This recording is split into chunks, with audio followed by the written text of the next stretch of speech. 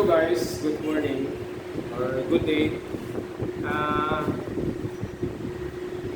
want to insert this task including in this one. This is including in your in situ assessment, the three-way switch connections. After this one, you have to proceed to the actual connection of the CCTV.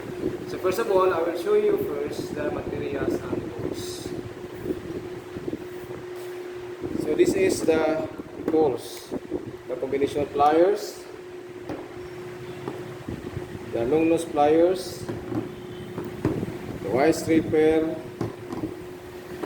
the Christian's knife, and the screwdriver. Okay.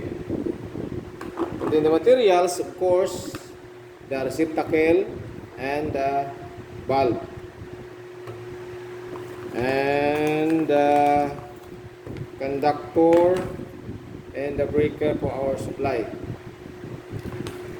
And then of course our switches, the three-way switch. And of course our extension in which we can get the supply to energize our tasks this morning. First of all, I will show you first the diagram.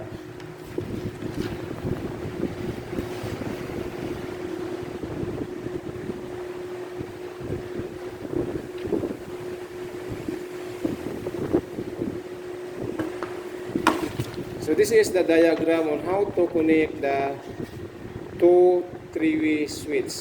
Line diagram, this one. So notice guys that the zero, it is connected or inserted in the zero of the supply A or supply B is connected, any no problem.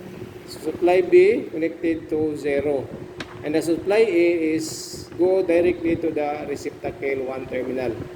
And then the bulb, the other receptacle terminal in the bulb will be inserted in the zero of the other three-way switch. Okay, so no problem about 1 and 3 because 1 and 3, they are just the travelers. Okay, so we will do now first the actual connection of the task.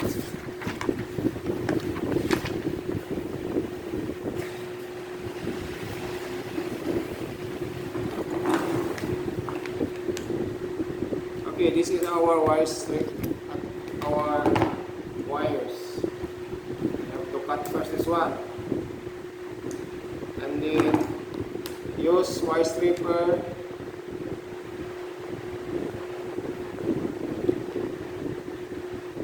to remove the insulation of the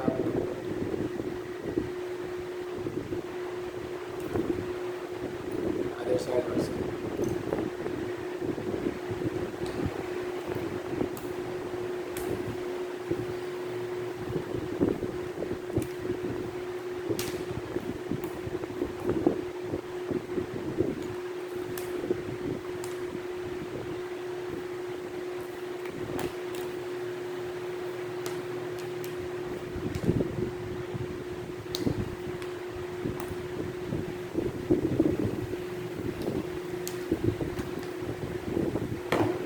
Okay, we have to insert this in the by using Phillips screwdriver. We have to insert this one conductor to one terminal of the receptacle,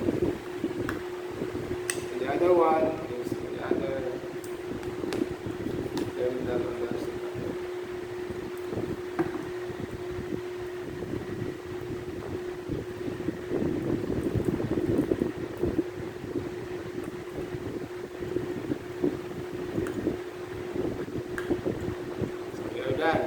This is the receptacle, and then the valve is fixed na valve.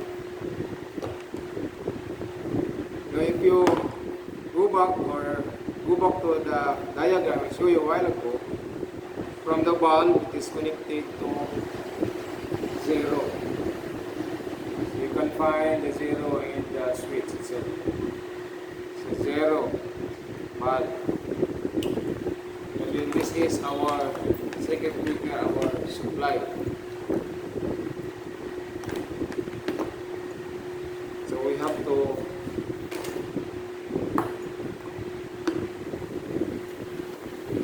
connect this wire to our supply, and then the other one.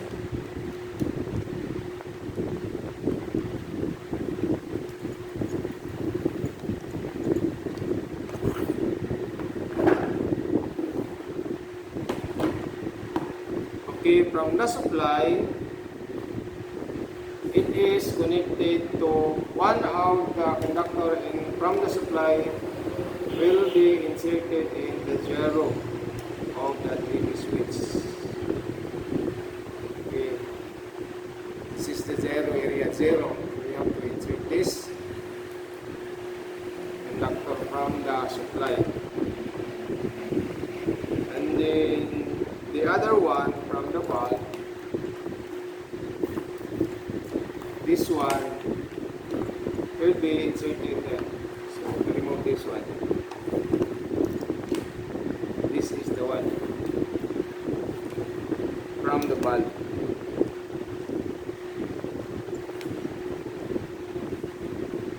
So the remaining terminal is 1 and 3 in both switches. What we're going to do is look for the one in this one switch, and then it will be inserted also in the terminal 1 in the other switch. Take note guys, pagka ma-insert nyo sa 0, it will not off the switch.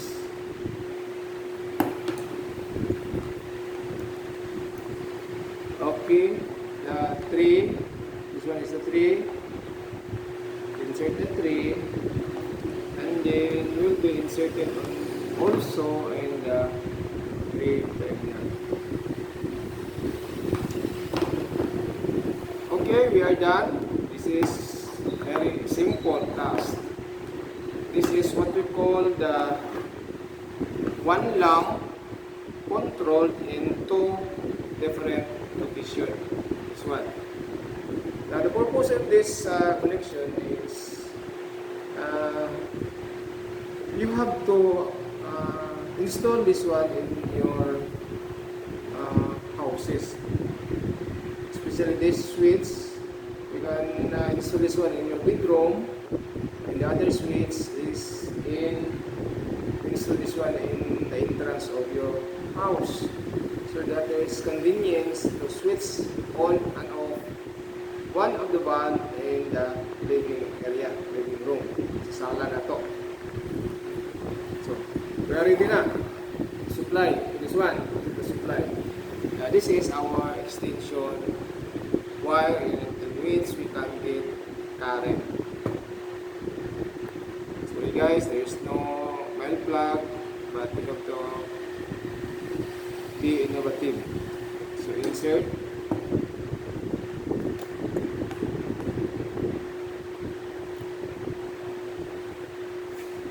Okay, no problem because the bulb is energized, no problem.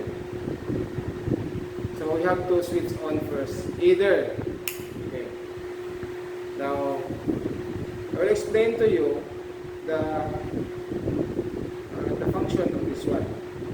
If this one switch, you have to install this one in your master bedroom. So when time that you want to go out from your master bedroom, you have to switch on this one. This is from the master bedroom. So that when you switch on this one, the living area or the sala is, the bulb is energized already. So clear, you can see clear vision. This one, you have to switch on this one because you want to go out from your bedroom. It's a bedroom. Switch on.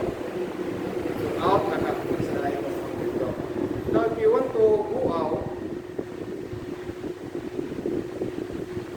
yung balay, so you want to conserve the energy, conserve the energy, you have to switch on the three-way switch in the main entrance.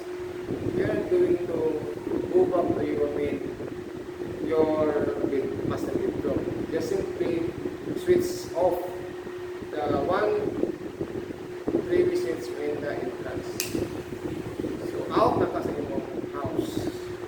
So there is no device that consume electricity if you are not inside your house, especially light.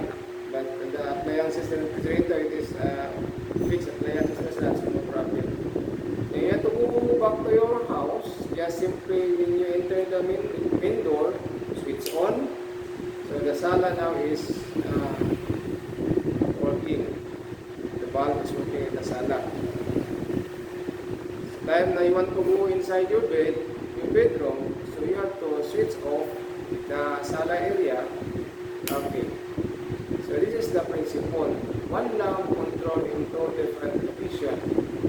Switch on, switch off. Switch off, switch on. So easy. Okay, that's all for today, guys.